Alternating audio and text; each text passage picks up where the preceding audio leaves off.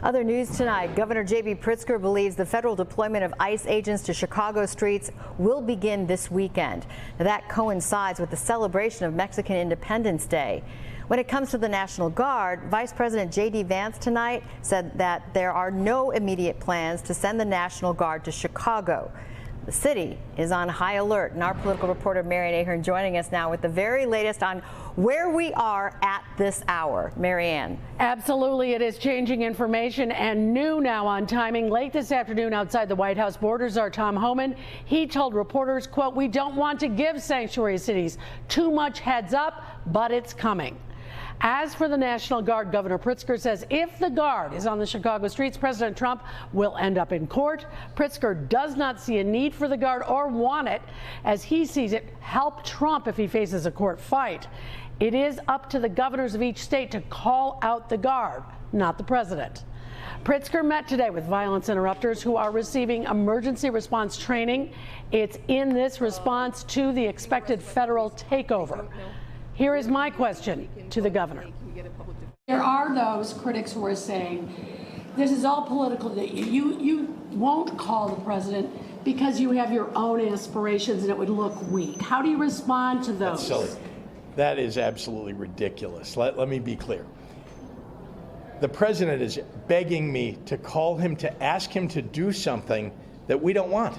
He wants me to call him and ask him to call in National Guard to the city of Chicago. We don't want it. So that's why I'm not calling the president. And at the Oval Office earlier today, President Trump hinted a new direction possibly, that he might instead focus on New Orleans first rather than Chicago. We're making a determination now. Do we go to Chicago or do we go to a place like New Orleans, where we have a great governor, Jeff Landry, who wants us to come in and straighten out a very nice section. It's possible that he actually heard about the decision in the California case about National Guard. I mean, I know the man doesn't read much, but maybe somebody told him about it. And that decision was that, no, you cannot create a nationalized police force out of the National Guard and send them in wherever you want to. That is illegal. At City Hall today, we also spoke to several Chicago aldermen about their thoughts if the president's focus in Chicago might help. We have residents that do want the military to come in. You have some half that don't want it. It's very mixed, a lot of emotions. And what's scary is sometimes emotions come out to play and crisis could come out of it. And also people could get rebellious. Nobody wants to see him here. I don't want to overstate it. I'm sure there's some people that might want to see him here.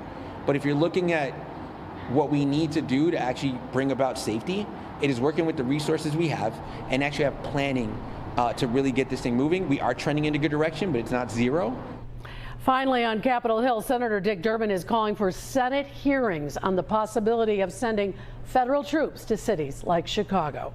Allison and Stefan. Ann Ahern with us tonight. Ann, thank you so much.